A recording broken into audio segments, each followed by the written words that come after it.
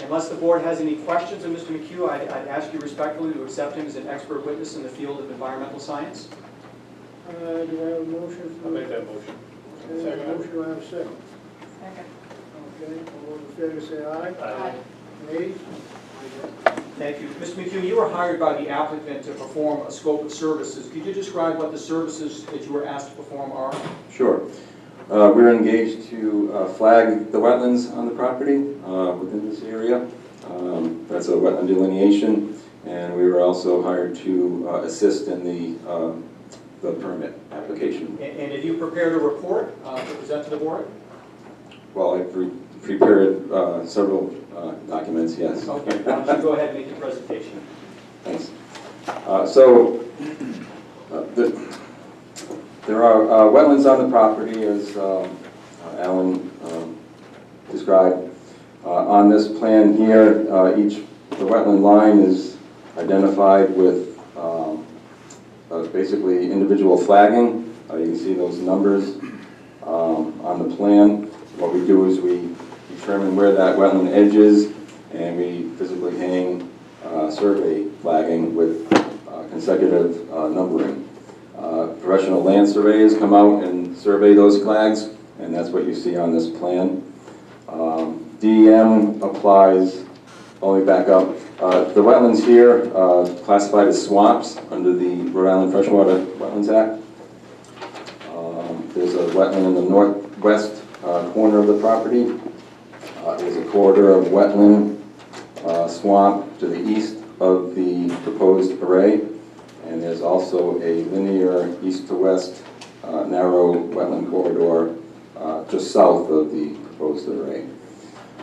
The swamp gets a 50-foot jurisdictional setback. That's called a perimeter wetland. And there is a intermittent stream within the wetland to the east, and that receives a 100-foot jurisdictional setback from each bank. That's called a riverbank wetland. The setbacks are identified by the solid blue dashed line. Thank you. And the red dashed line is the riverbank wetland. An application has been submitted to DEM. It has been assigned a number, it has been accepted, and it is currently being reviewed by a staff biologist. What we submit as part of that application is an impact avoidance and minimization statement, soil erosion control plans, and any other documents and data that we can describe the project with. What DEM wants you to do is avoid their jurisdiction. We have done that. In this case, like Alan said, we do have the limit of work that's pretty close to the perimeter wetland, or in some cases the riverbank wetland, and that's why we did submit to DEM. And it's an overall project. The proposed clearing is basically a mixed pine and oak forest. It's not a unique or rare habitat type, nor would I expect there to be any uncommon plants or wildlife using that area. But to be sure, we checked with DEM early in the process. There is a database, the Natural Heritage database. There is a polygon that comes up. It just touches the southwest portion of our limit of work. When I inquired to Paul Jordan, he's the DEM supervising GIS specialist. That's who we inquire to when we get map polygons. I explained the project, the habitat type, the location, and he replied back, nothing to worry about there. Your parcel just skims the natural heritage area. The closest observation is frosted elfin, about 1,000 feet west of the parcel line. That's a butterfly species. That's occurring off-site. This is a big parcel of land, 133 acres. Contains much of the same habitat types of this in other parts of the property. There are other regulated wetland areas on the property as well. I would not expect adverse effects on wildlife. Even with the tree clearing, there's ample room on this 133-acre parcel where species can use on-site and off-site, for that matter. Even with the fencing, it's not going to obstruct wildlife movement.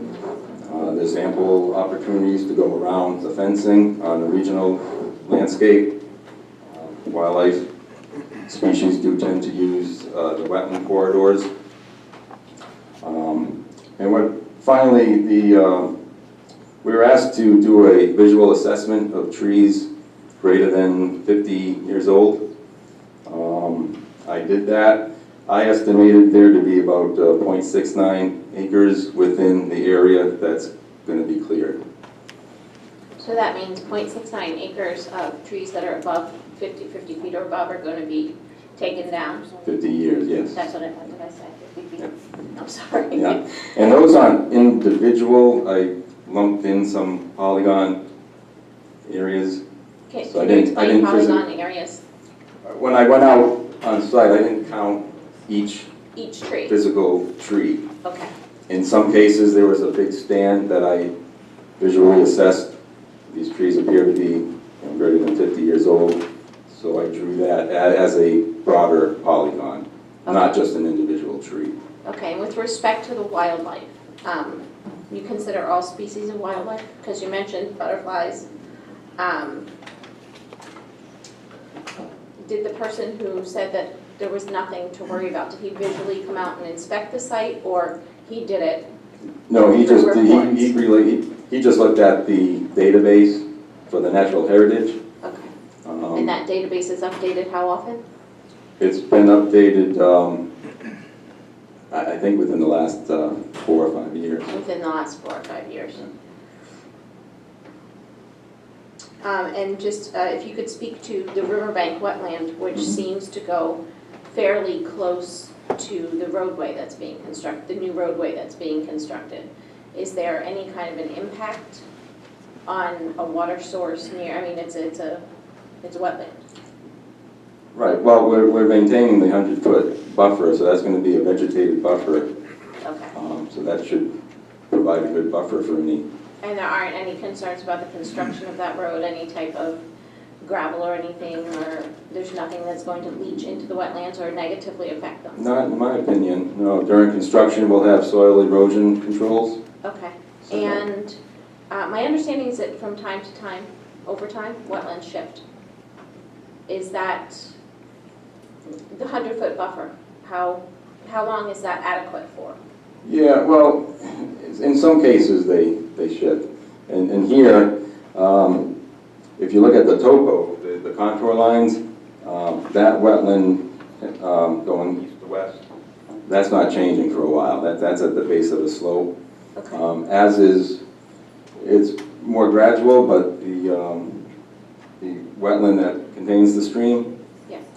it's a pretty obvious wetland edge. I don't see any, a lot of times when wetlands dynamic over the years, it's more other influences going on. Okay. Has an extensive study with regard to the wetlands been done? Like what's DEM's protocol with regard to providing information on shifting wetlands or the environmental impact of a project like this on wetlands? Well, they're going to review our documentation and our reports and everything we submitted as the application. They will do the same. They will look at our materials and they will make their determination based on both our materials, and DEM will come out here. They do come out and do a They site visit every visit? site Okay. they get an application for. And I do expect an approval. When will you know about an approval? And at what stage do you get the DEM approval? I mean, is the land already cleared at that point? Is the land not cleared at that point? Oh, no, they can't do, until we get the approval, that's when work can begin.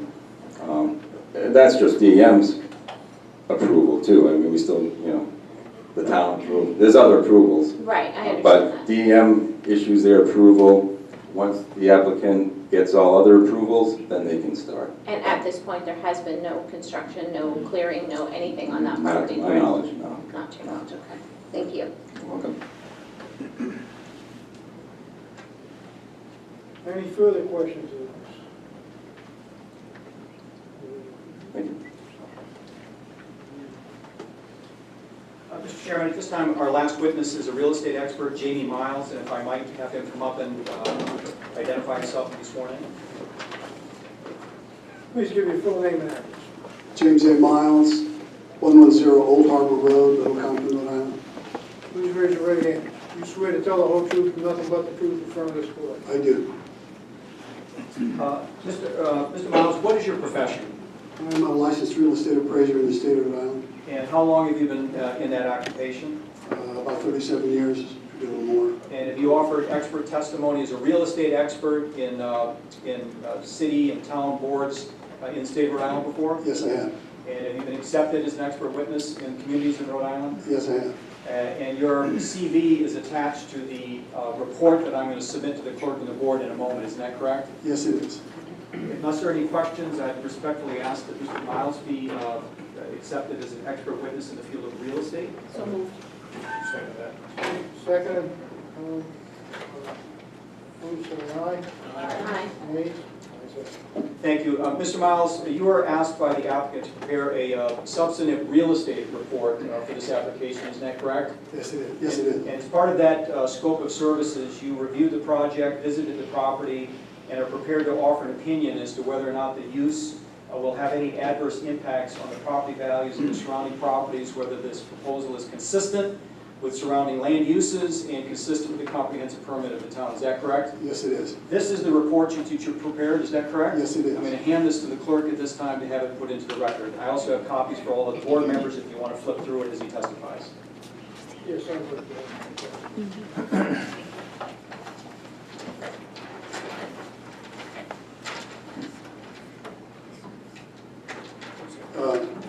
Thank you.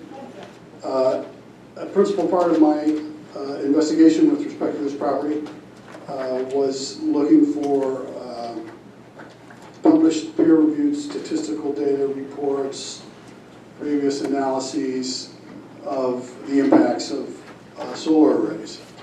As Mr. Spear said, I also inspected the property physically with the owner. They drove around the neighborhood, reviewed plans, looked at topographical sheets, looked at the plat and lot numbers, looked at the legal description, a lot of background work typical of an actual appraisal. As to the research I was speaking of, it's important in this kind of an analysis, if you can, to find a peer-reviewed study because of the nature of the problem you're looking for with respect to a loss in value. Basically, a single sale at a different location, a paired sale across the street in any given location, is simply by itself not enough information to make a determination as to a market trend or the effect on the market or the response of the market to a project of this kind. I found really little or nothing, really nothing, regarding a peer-reviewed study with respect to solar arrays specifically. I find them notably of this size. I found, you can find stuff about nuclear power plants, about power stations, transmission lines. There is data regarding that. The record so far, I suspect because these kinds of projects are relatively new, the record so far for something like this is pretty thin. There's a lot, as I say in my report, there's a lot of attitudes and feelings about these things that have come up as they've been proposed. And I've asked people in different towns in Massachusetts and Rhode Island, planning boards and zoning boards, as to the kinds of, not only just the complaints, but the evidence presented before these boards. And usually they're, what I would say, attitudinal. They are, people don't like them, and they give reasons why they don't like them. But as far as an actual loss in value, to my research so far, and knowledge. Nobody has presented that I've seen thus far something that is actually about some evidentiary, market, empirical data. So basically, that was a main focus of my research. The second was the specific nature of this project. As we've heard from Mr. Benavides and Mr. McHugh, this is very inert. I hesitate to say innocuous because it'll make people excited, but it's a very passive use of this piece of ground. I don't think you're going to see little, if any, of it. I think the roadway, for instance, is canted away from anybody who wants to look and see this thing as they drive by. Might be able to peek up as they go one direction. They're going to have to look around their shoulder as they go the other. You've got Buckshorn Brook on one side, owned by the state of Rhode Island DEM, covering the northeast corner. There are really only two actual abutters on the west side. The tree buffer is 30 feet wide. The distance from the abutting line is 100 feet or more to the actual array itself. The distance nearest point to the street is 125 feet or so to an actual panel. The property is up above the line of the street, the grading, so it's going to be like a kid looking at a candy on a piece of table. They're not going to be, I don't think you're going to be able to see a lot of this thing, given the topography. The natural woods are very dense. It doesn't give off any fumes, as we heard from Mr. Benavides. There's no industrial style impacts to one of these things. There's no water usage. There's no dust, fumes, smoke, or glare. Given the virtual absence of visibility, I wouldn't know what to base, where I would start with an adverse judgment on one of these things, or an argument for diminution. I did find 3 sales of property adjacent to an array in Mansfield, Massachusetts. You have to cast around to find data like this. But I found 3 sales of property in Massachusetts adjacent to a 1.5 megawatt array of 5,500 panels on a 20-acre site.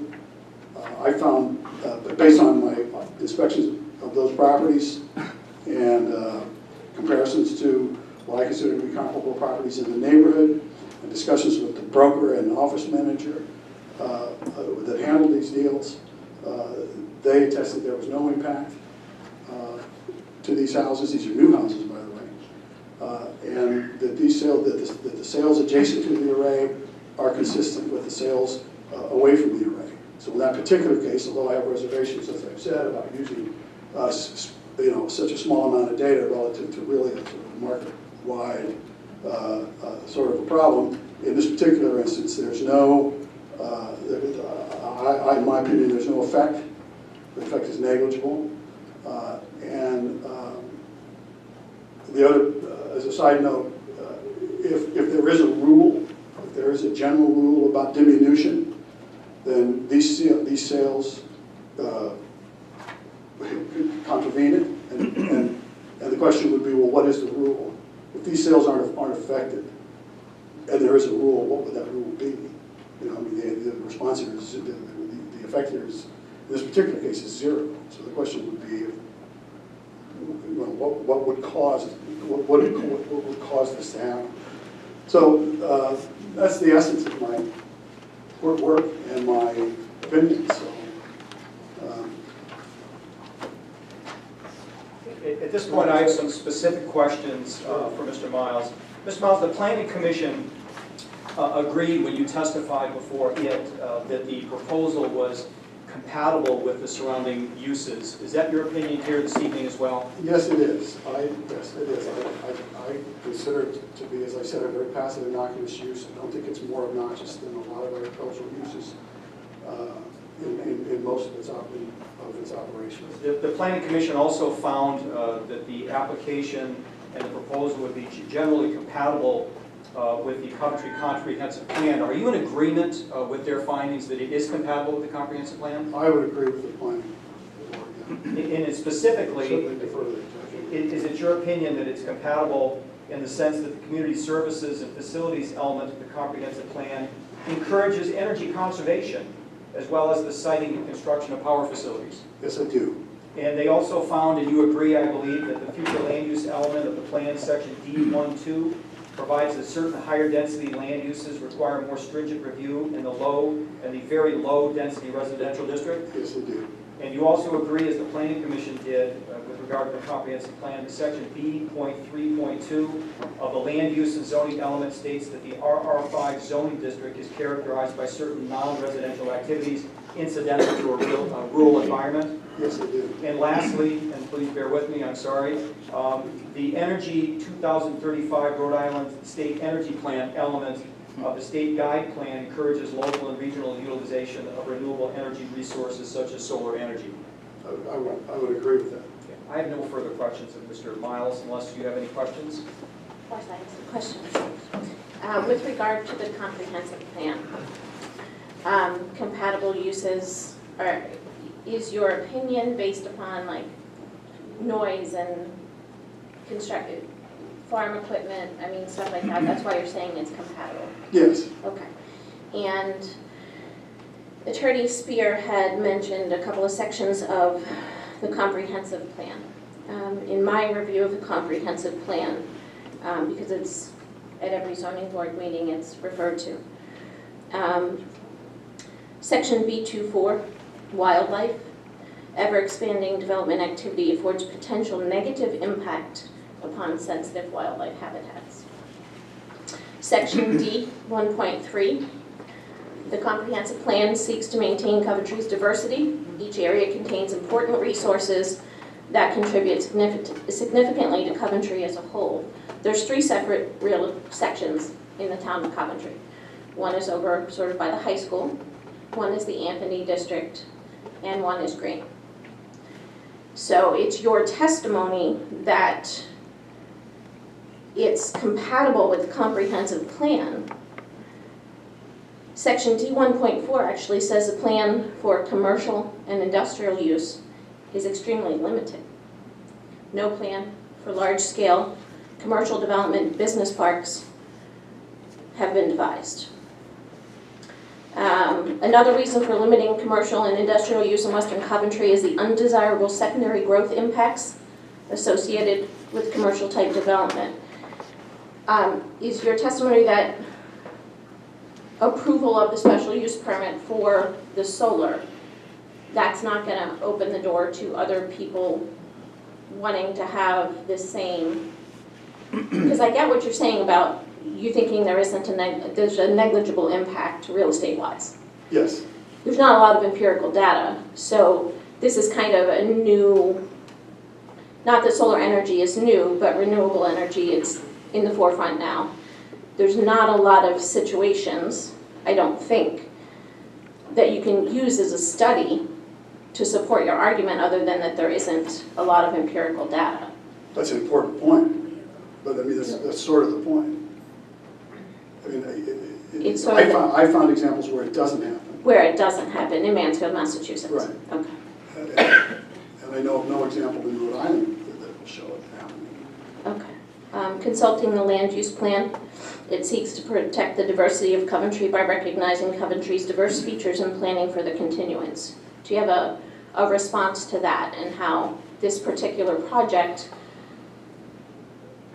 how you can say it's compatible with the comp plan, given this? The underlying consistency issue is put to bed by the fact that this is a permitted use in this area.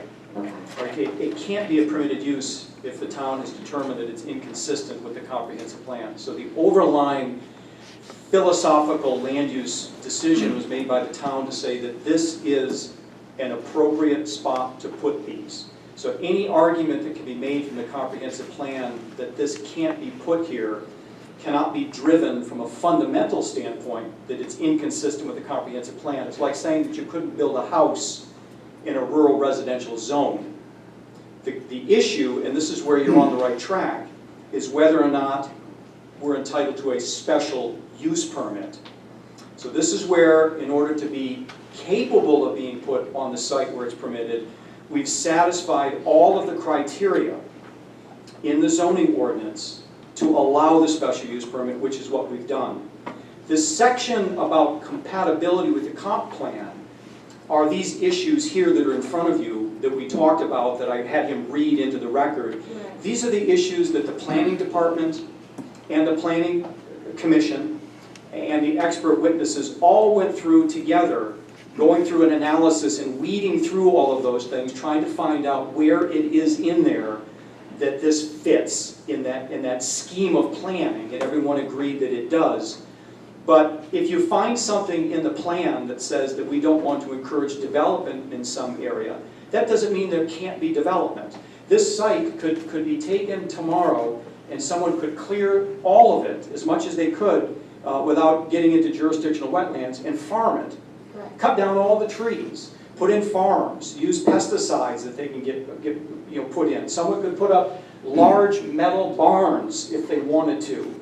They could situate them in areas where you could easily see the barns from the road. There's a tremendous amount of activity that could take place on this site that is much, much, much, much more intensive, much more volatile to human senses and appearances and landscapes and aesthetics than this site.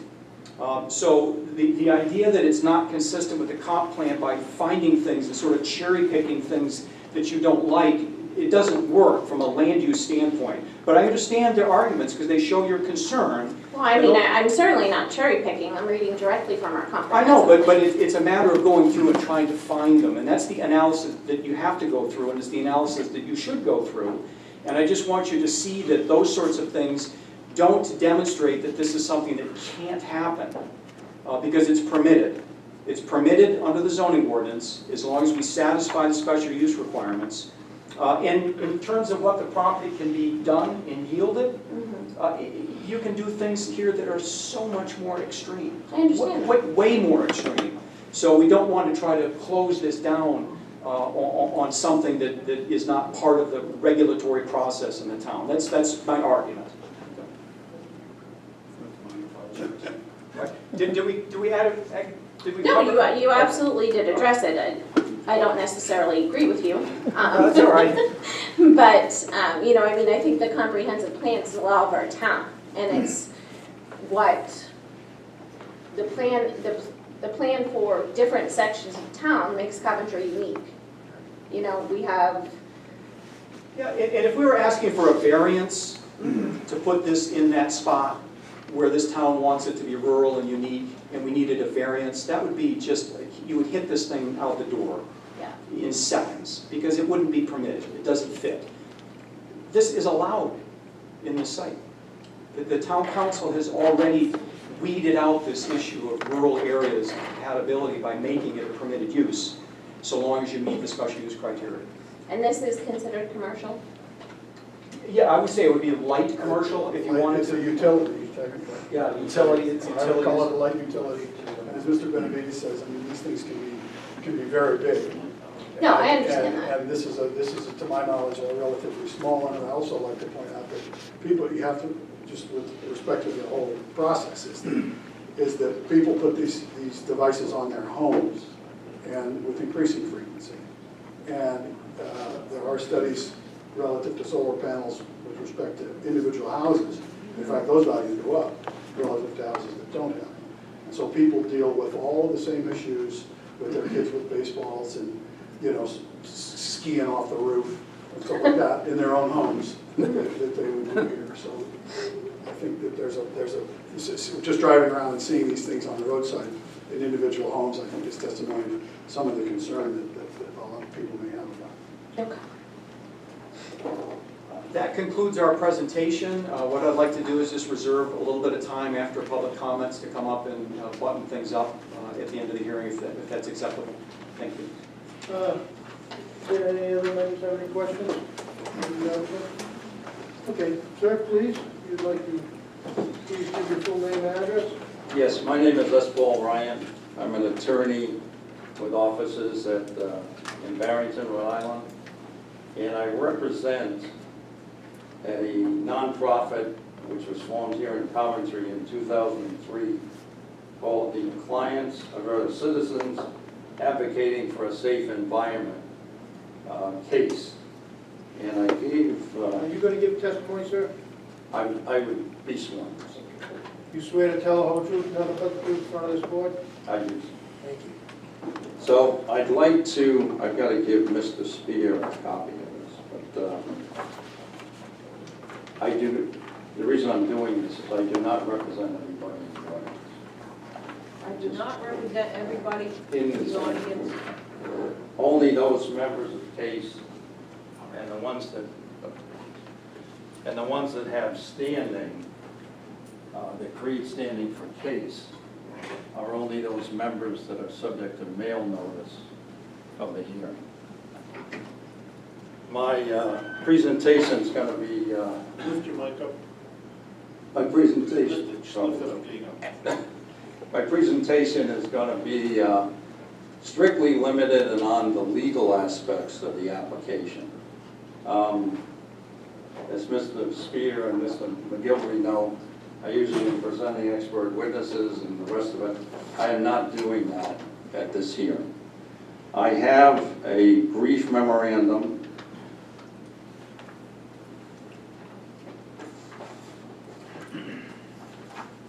and copies for all the board members, Please. which I'll be referring to.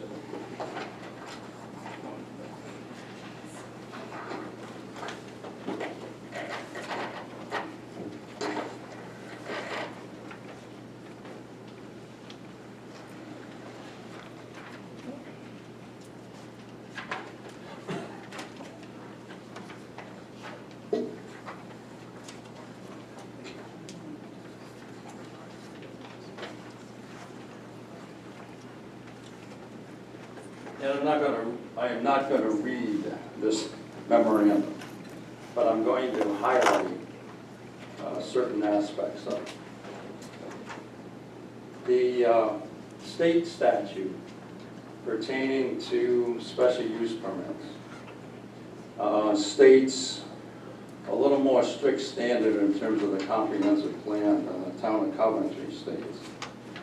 And I'm reading from the statute 25-24-42, that each city and town will establish criteria for the issuance of each special use permit that shall be, not generally in conformity with, as the Coventry ordinance says, shall be in conformance with the purposes and intent of the comprehensive plan and the zoning ordinance of the city or town. As has been discussed a little bit in the previous exchange, the comprehensive plan for the town of Coventry for the RR5 district creates a VLDR, and again, I'm not going to read the whole section, but I'm just going to read the beginning of it. The purpose of the very low density residential district is to denote areas where preservation of rural character and open space is desired. Suitability for residential development is determined and so forth. I'm going to go down to the basis that the comp plan in its specific section is stating that the RR5 district is to be maintained so that it has the rural character and the overall character that it's had in the town of Coventry for probably for its whole existence. But it follows from that the zoning ordinance, when it was written, to keep in conformity with the comprehensive plan, and that I will read, under 501 RR5 Rural Residential District, there are rural areas that are not served by public utilities and in which intensive development should not occur. These areas are characterized by very low density development, large estates, agricultural uses, and certain low intensity non-residential activities incidental to a rural environment. This district is designed to preserve the rural character of the town and to preserve and protect environmentally sensitive land. And it just goes on to say the minimum lot size should be 5 acres. So the comp plan and the zoning ordinance are interwoven as to the criteria of this district. So the question becomes, when you start getting into industrial arrays rather than the array on the home and the array on you put in a barn to give power to your farm, those were solar uses that do not change the character, I suggest. But I've given you examples of the three primary uses of solar. And again, for the record, these are not intended to be exact duplications of what they are. And certainly the industrial solar array is not intended to be in any way a replica of the proposed project. But you can see in Exhibit 1, residential solar panels, the panels are on the roof. Certainly going to have no impact on the character of a rural area if some of the homes out there had panels on the roof. The second type, and I think one is on one of your fire stations. The second one is where the commercial arrays are on they're arrays on usually a commercial or a public use building. Again, they're attached to the structure itself, and they become a part of the structure and really don't impact visually in any other way the character of that neighboring area. The third is the industrial solar array. And this, I believe, is your first industrial solar array for this particular town. You as a board are going to have to make a determination as to whether those kind of arrays in this part of your town are really where they're appropriately located. The array in East Providence is on the landfill. One of the experts tonight said a couple of the sites that he had done were on landfills. Landfills are already cleared. They're of no use really, especially not for residential use. And so when you put arrays on a landfill, it makes infinite sense because you're using a piece of property that would never be used again. But I suggest that this kind of an array of solar, even though many of us are in favor of solar, is just inappropriate for this part of your community and better served perhaps in other parts of the community. Obviously, I disagree with Mr. Spear a little bit. Things are permitted by special use permit, yes, but you do have to meet the criteria. And whereas they say they met the criteria, I suggest they didn't meet the criteria in two areas. Consistency with a comprehensive plan, which has to be not strict, but pretty close to strict. And then the impact on neighboring properties. There is no industrial solar array on any neighboring property or neighboring zone to this application. So this use of the property will change the character and the nature of the surrounding property. I do have a question for you. Sure. You made the distinction between commercial and industrial, and you said on the commercial, one of the characteristics is panels are not visual, a commercial structure, where there would be an industrial structure. Now, in this presentation, we're being presented with something that really is not visible from the neighbor's point of view. So how, in your opinion, does that make it? That's only one element, the visibility element. Okay, but just on that one element though, in your opinion, would that If it's heavily buffered and not visible, that's not going to be, the visibility is not going to be an issue. okay. It's more a matter of.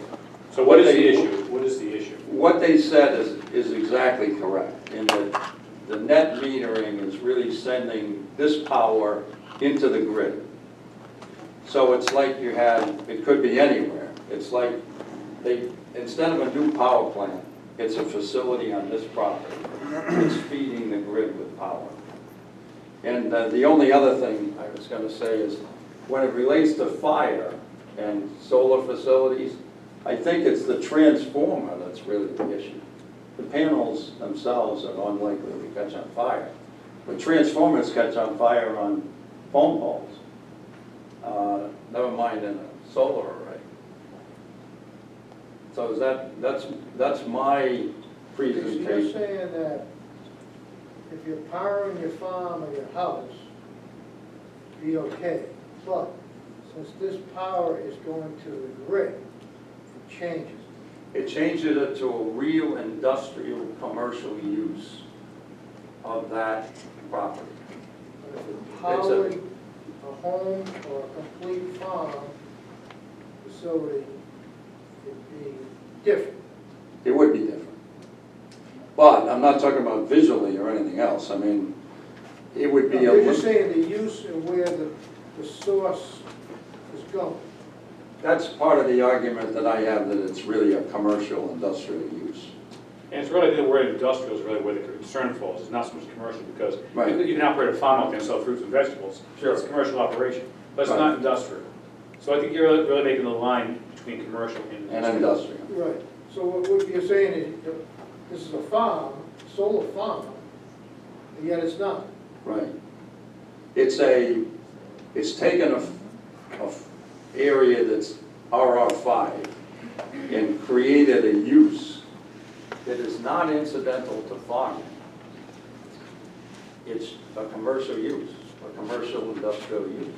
It's a use that you feel is a commercial industrial, but it could have less impact than a farm. It could. I don't disagree with that, it could. Depending upon the size of the array.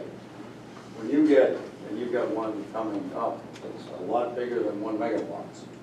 And the bigger they get, the much more impact they have. Bring up a point. Thank you very much. Okay. Anybody else here would like to speak on this application? Either for or against, or just have a question? The young lady in the back.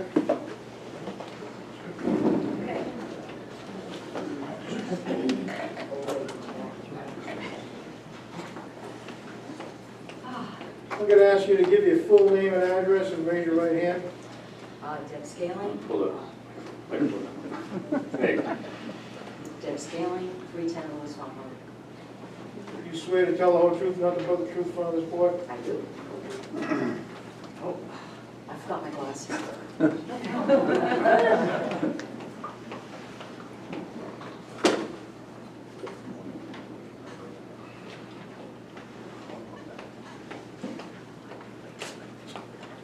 Sorry about that. Good evening. hey, Okay. I've been a resident of Coventry for 57 years when my parents purchased their first home on Woodland Avenue. My husband and I then purchased our land on Lewis Farm Road 42 years ago. And Ms. Scaling? I got it. I got it. Thanks, Scott.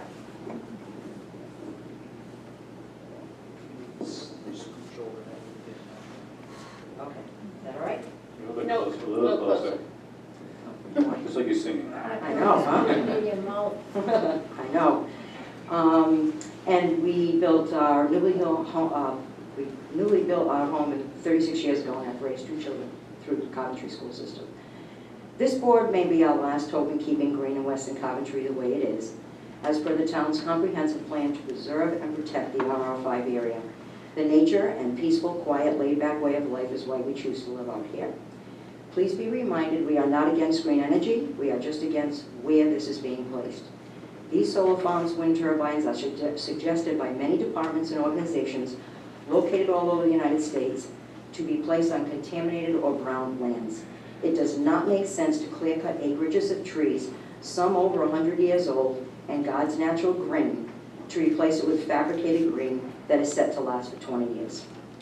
As a direct abutter to this project, I have many concerns, particularly the health and well-being of my family and my neighbors and the devaluation of our property as a direct result of this project. And just to note, I am not ready to become one of the town of Coventry's guinea pigs, or worse yet, a statistic. These solar panels contain toxic chemicals such as cadmium, tellurium, gallium arsenide. Contain many Uh, hazardous materials? These what'd you solar say? panels contain toxic chemicals such as cadmium, tellurium, gallium arsenide, cadmium indium gallium, silicon tetrachloride, and copper indium selenide. My fear is that when these panels are vandalized, which they will be, these toxins will leach out onto the ground and contaminate our wells, our soil, our waterways, etc., and ultimately leave this rural area and our home sites uninhabitable. And also, let's not forget the possibility of fire. Disturbingly, the only way I found this information was to search toxic and solar in the same query.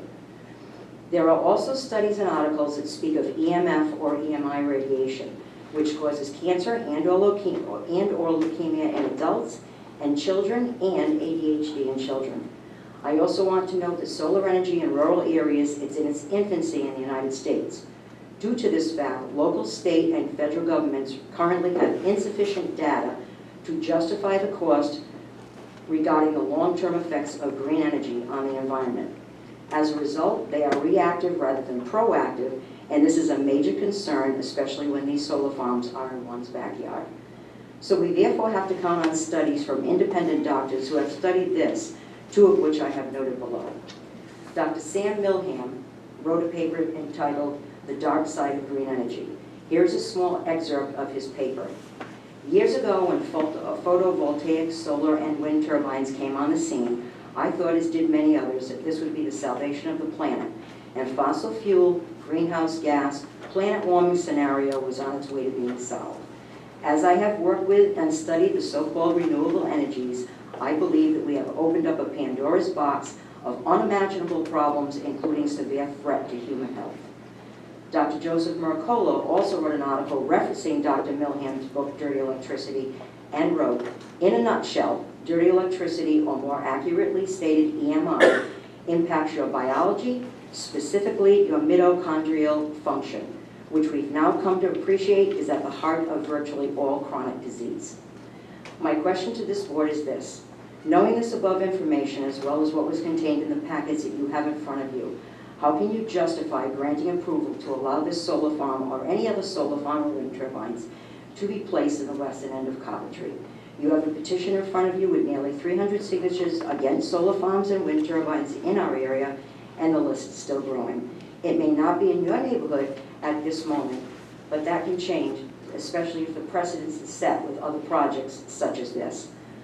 Although I feel our pleas to keep green pristine have fallen on deaf ears at the planning level and the town council level, I am imploring this board, based upon all our research, the petition, articles, and comments given to this board, to please make a conscientious, well-informed decision when considering this application approval.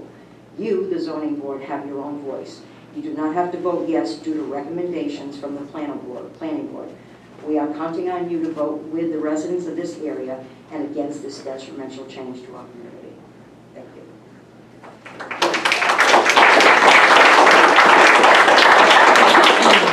Okay, would somebody else like to speak on this application? Yep, gentleman in front here. I'm going to ask you to give your full name and address and raise your right hand. Arthur Rustigian, Rustigian, 401 Hopkins Hollow Road. You swear to tell the whole truth, nothing but the truth in front of this board? I do. That was a very impressive presentation by the experts, and I'm not in any way going to challenge any of the technical information. What I'm asking this board to do is accept the residents of Western Coventry as experts, experts in where we live and how we'd like to live. I've spoken in other meetings, and so some of this is repetition and some of it is new. I do believe that the solar farm does violate the RI5 definition.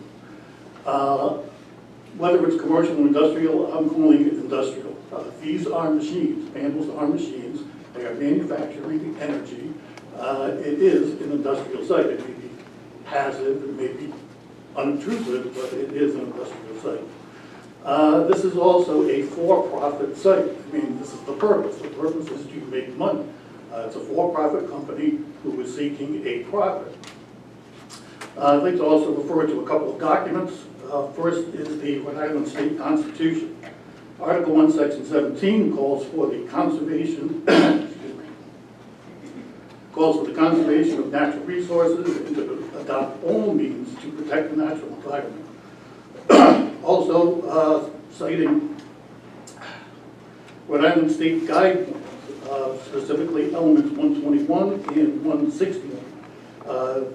That report calls for conservation of landscapes, says that the loss of forests in the state is not sustainable, calls for cities and towns to create green spaces and protect forests. And as evidence of that, there are photographs of Coventry between 1954 and 1992 as evidence of excessive deforestation. And last is a document from the Rhode Island Woodland Partnership consortium with the Land Trust, Department of Agriculture, RIFCO, DEM, URI, and others. Their finding is that Rhode Island is losing forests at a faster rate of any other state, creating fragmented forests. Their recommendation is that no state or local entity create policies that encourage loss of forests. They also provide alternatives, eco-friendly, forest-based, renewable businesses that can create as much money or equal economic activity as solar array. So given that the goal, federal, state, and local, seems to be preservation of forests, I do not believe that you should allow solar installations in Western Coventry. Thank you. Okay, gentlemen, the floor.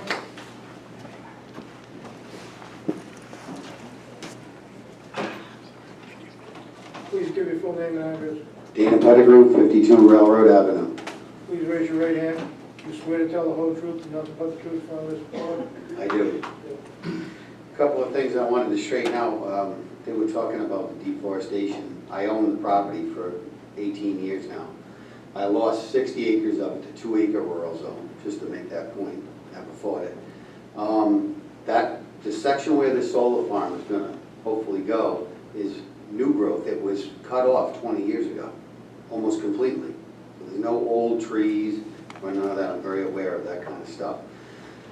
In my hand, I went out on one Sunday for under 7 hours around the whole site. This is the flat map. You're all welcome to look at it. It's not out here in Eastern Coventry. It's not in Cranston. It's around the site. I got over 55 signatures in less than 7 hours.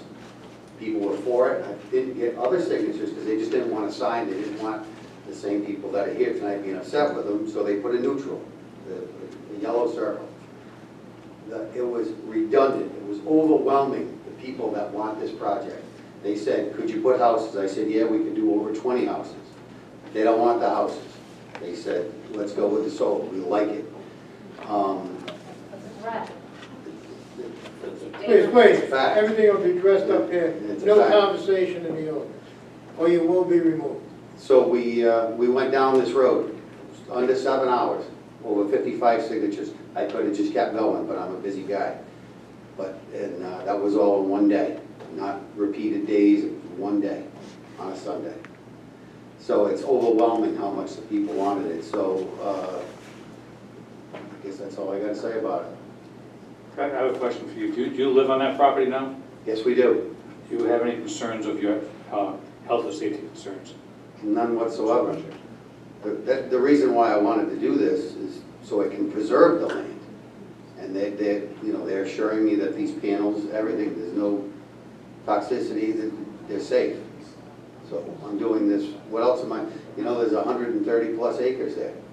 I'm just gonna keep paying taxes for 20 years and do nothing with it? Do you have plans to expand any further than this project? None whatsoever.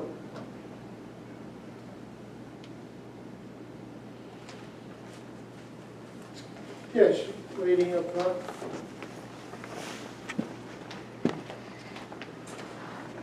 Can you give your full name and address? My name is Donna Arstesian, and I'm at 401 Hopkins Hollow Road in Green. Raise your right hand. You swear to tell the whole truth, nothing but the truth in front of this board? I do. Thank you for hearing me. I want to thank Mr. Pettigrew for letting us know that that's new growth, because that gives me some important information to share with you with regards to threatened species in this area.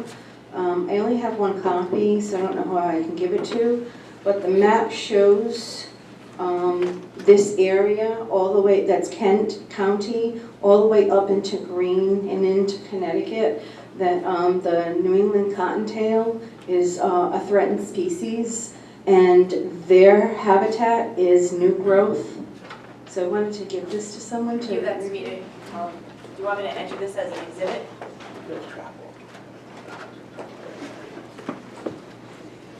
There's a website that you might be interested in going to. It's called Rhode Island Woods, and it was created in conjunction with Rhode Island Resources Conservation and Development Council, University of Rhode Island, Department of Natural Resources Science, Natural Resources Conservation Service, United States Department of Agriculture, the Rhode Island Forest Conservators Organization, and Rhode Island Department of Environmental Management. There's a contact person on this as well.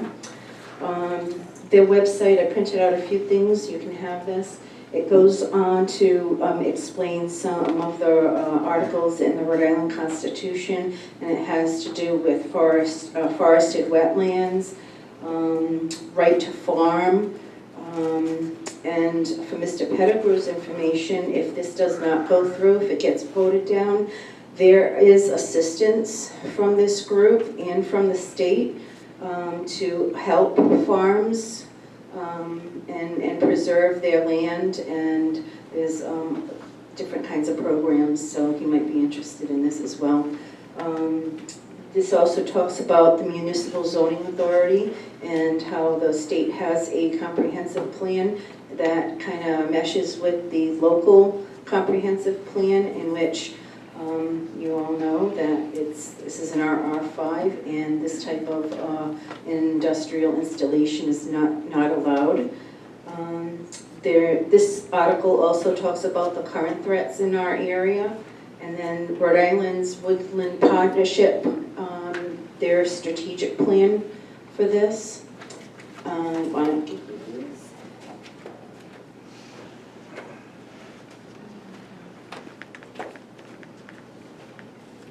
And then I just want to, not that I'm an expert at all, I live on 7 acres, which I think is pretty big, but they're talking about 9.45 acres in total. To me, that's a lot. It's larger than the space where I live, and whether or not you can see it really doesn't matter, because it's an industrial installation, and it's feeding power to a grid, and there's money being exchanged somewhere, so that I guess would be considered commercial. If he's running a farm and he's selling vegetables, more power to you, because I'll be at your doorstep buying those vegetables. There's no benefit to the people in the West End for any solar array. I think approval of this special use permit is really going to open up the floodgates. We have another installation with the planning committee and the zoning board right now for Lewis Farm Road and going up into Cos Trail, and that's an even larger one. So if you're approving this, they're going to say, well, why can't you approve us?